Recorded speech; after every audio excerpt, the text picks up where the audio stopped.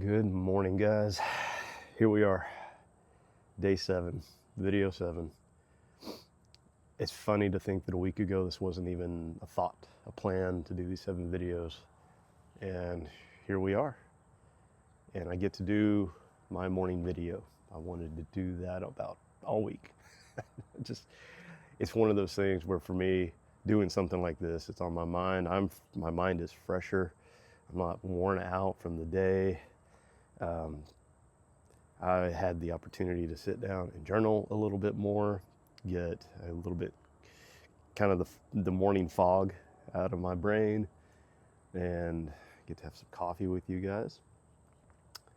I'm a little bit nervous actually, and I don't know why. I mean, just because this is number 7 and this is the end of this chapter, there's many more chapters.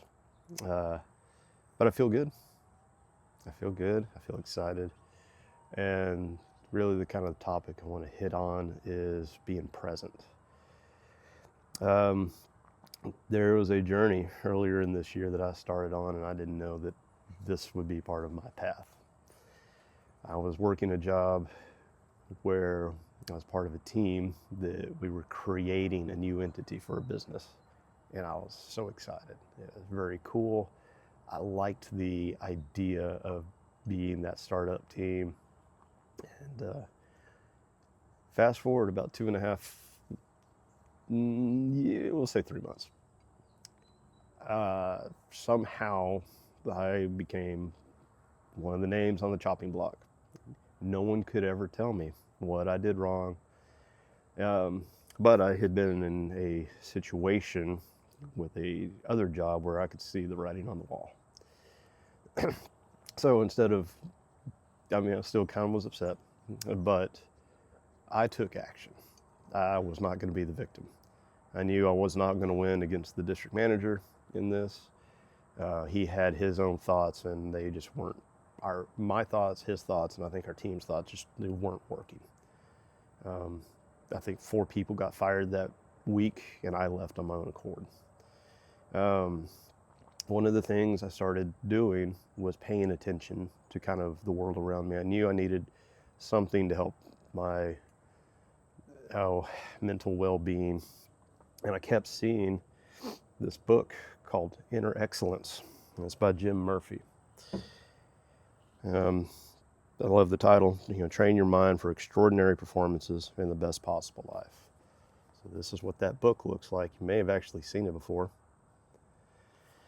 But there were ways he would say something and it would resonate with me, where when I've looked at a lot of these other books I've read, I was able to look at him and kind of think about the process that he is trying to make us aware of. And it's all the same in the sense of they're trying to share the same information. But like I had said previously, it may take 5 people saying one thing, but that 6th and 7th person say it in the manner that help rotate that sphere for us to look, change our perspective.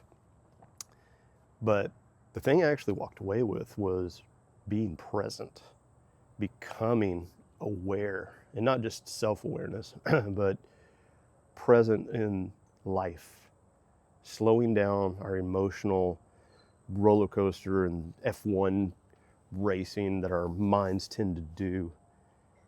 And what's happened is there's something that I think it's allowed my soul to start blossoming, because I'm starting to able to hear what we call the quiet whispers that, we want something, but we're listening to all the screams that like, no, don't do that, don't do that. Our mind's trying to protect us, but it's really not allowing us to move forward in a way that sometimes we want to move forward. So the thing that's trying to protect us is holding us back. So what is being present? Being present for me is feeling that mosquito on my shin. I've heard the analogy, think of your small, like your pinky toe. And it's like, it's there, we're always aware of it, but until we take a moment for our mind to say, hey, what is my pinky toe doing? Then we start to think about it. So being present is feeling our senses, or allowing our senses to come out and hear the plane that's overhead, appreciate the sun that's coming up, the change of the temperatures, the morning becomes alive, and being in that moment. It's actually removed, oh, I can't say it's removed, it's helped a lot with anxiety that I am struggling with, and I think it's kind of, in a way, work related. I've had some pretty tough go on a few things, and I think I'm not the only one. I don't think, I know I'm not the only one. But it's helped me get through those moments of anxiety where it's like it could be debilitating, but I'm able to ground myself, touch my desk, and go, okay, desk feels cool, feels cold. It's a very hard surface. I'm sitting down. What do I feel as I'm sitting? Working on my breath, controlling my breathing and calming my nervous system down. That's what being present has done, or is helping me with, is sometimes a lot of these things that I think we take medication for now. There's a genuine need for some of these medications, absolutely. I don't think I'm there. I would hope I'm not there. I want to be able to have the strength and ability to have the tools to take control of that and not lose control of my life through debilitating things like anxiety. But yeah, here we are, day 7. It's been a heck of a journey this week, sacrificing a couple things, and trust me, to some people I know it's not a lot of what I've said I sacrifice, but for me, when I have non-negotiables that I have to sacrifice, it's hard. So I know I've got a better idea of how I'm going to move forward. It's not written down yet. I'm still playing with the format, but I've got it in my head. So probably by the end of today, I'll have it written out. But anyway, here we are, day 7, able to kind of be at peace and just enjoy it.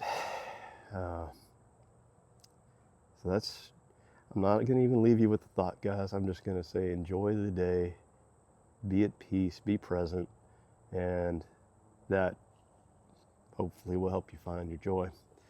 All right, guys, go get it. It's a long day. Enjoy.